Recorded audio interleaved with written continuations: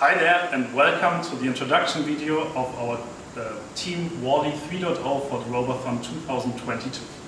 My name is Patrick and I will introduce our ideas, how we solve the task board for this year's competition, and then we will look into more technical details. So we try to come up with a very elegant and simple solution that works in many cases. So we imagine that we don't have this task board fixed anywhere, but we actually sort of expect that we have some robot that we trained here, for instance, with some reinforcement learning in a synthetic rendering, looks for such a task board. Here we did it for some beer mugs at the Oktoberfest, but later on we will do it for a task board that comes in, the robot brings it, and then it just slides down this simulated band here. After this happens, we first use our attached Intel RealSense D4P5 with the RGB sensor to detect the task board itself, as indicated here. And then with the help of the point cloud of the active depth sensor, we also estimate the pose of the task board in 3D. In order to solve the tasks on the task board, we use the Panda robot and control this using Ubuntu. Other equipment that we use is this slope to simulate a factory environment, and we also use a series of 3D printed components that I will talk about later. We programmed our entire solution using ROS Melodic, making use of the Franca Emica interface.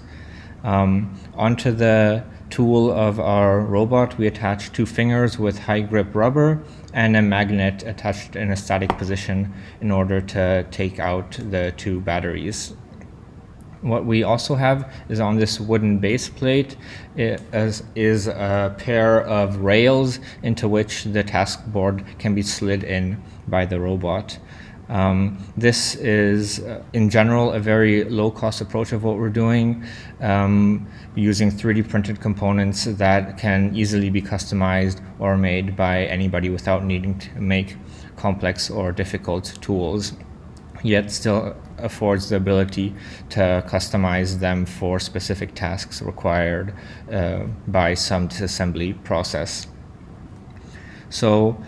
what we here are trying to recreate is this disassembly line where parts come towards the robot in some somewhat disorderly fashion, and then what the robot first has to do is take the task board off of this ramp where it's at some weird angle, determine what this angle is using the vision, and then place it into its rails where it's then at a fixed position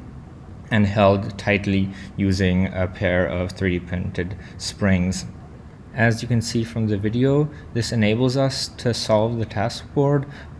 when starting from very weird or difficult orientations, since our vision first determines what this orientation is, then adjusts it to some pose that's comfortable for the robot and where all of the positions of the individual tasks are well known. We also have the ability to solve all of our tasks independent of each other in any order that we want, simply by calling our robot function with a parameter for the order. We also have a series of different wiggle motions that ensure that peg and hold tasks can be executed, also when, for example, the batteries are not perfectly aligned or when the key is slightly tilted or grasped wrong. We've also implemented a series of recovery strategies. This means that if a task does not succeed, the robot recognizes this and repeats and tries again. What we implemented for the battery task was a pair of magnets that pull the battery out of the enclosure. This was used because it's very easy and allows us to not require a super precise determination of the location of the batteries, and also allows us to use different sized batteries, as we can see here in our transferability task, where we're using significantly smaller batteries and still able to grasp them using the exact same magnet attachment.